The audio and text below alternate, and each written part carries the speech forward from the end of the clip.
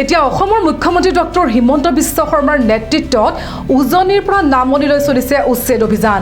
সন্দেহজনক নাগৰিকে দখল কৰা এই ভূমিত চলোৱা উচ্ছেদ অভিযানত আৰক্ষী প্ৰশাসনৰ ওপৰত চলিছে উচ্ছেদকাৰীৰ আক্ৰমণ।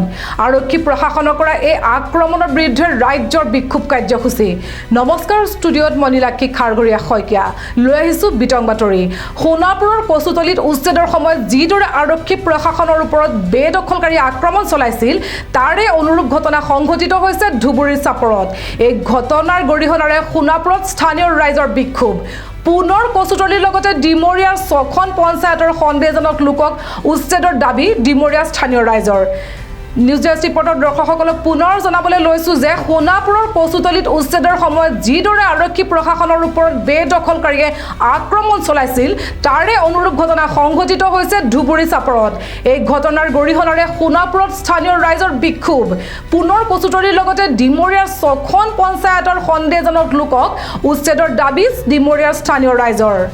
যোৱাকালি ধুবুৰী চাপত একাংশ সন্দেহজনক লোকে যিসমূহ চৰকাৰী ভূমি বেদখল কৰি আছিল সেই চৰকাৰী ভূমিসমূহত উচ্ছেদ অভিযান চলাবলৈ যাওঁতে একাংশ সন্দেহজনক লোকে নাৰাই তকবীৰ আল্লাহু আকবৰ শ্লোগান দি তেওঁলোকে চৰকাৰী লোকৰ ওপৰত আক্ৰমণ চলোৱাৰ লগতে একাংশ বাহন ভাঙি লণ্ডভণ্ড কৰে।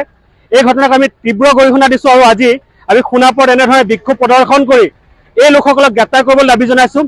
অনুৰূপ ঘটনা আজি কেইমাহমান আগতে সোণাপুৰত কচুতলিত যেতিয়া উচ্ছেদ অভিযান চলাইছিল তেতিয়া এই সোণাপুৰৰ একাংশ সন্দেহজনক লোকে এই নাৰাই তকবীৰ আল্লাহু আকবৰ শ্লোগান দি আৰক্ষী প্ৰশাসনৰ ওপৰত জঁপিয়াই পৰিছিল, কেইবাখনো বাহন ভাঙি লণ্ডভণ্ড কৰিছিল।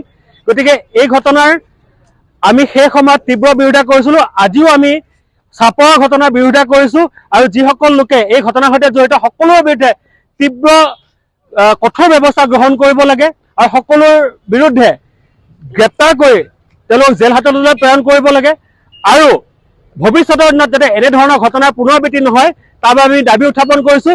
সমান্তৰালভাৱে আমি সোণাপুৰৰ কচুতলিৰ যিসমূহ বাকী ঠাই ৰৈ আছে, যিসমূহত এতিয়া উচ্ছেদ অভিযান চলোৱা নাই, সেই ঠাইসমূহত উচ্ছেদ অভিযান চলাবলৈ আমি দাবী জনাইছোঁ।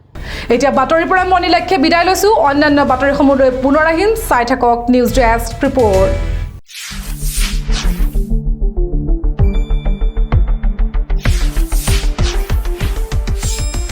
শুদ্ধ আৰু বিস্তৃত বাতৰিৰ বাবে চাই থাকক নিউজ ডেস্ক ৰিপৰ্ট।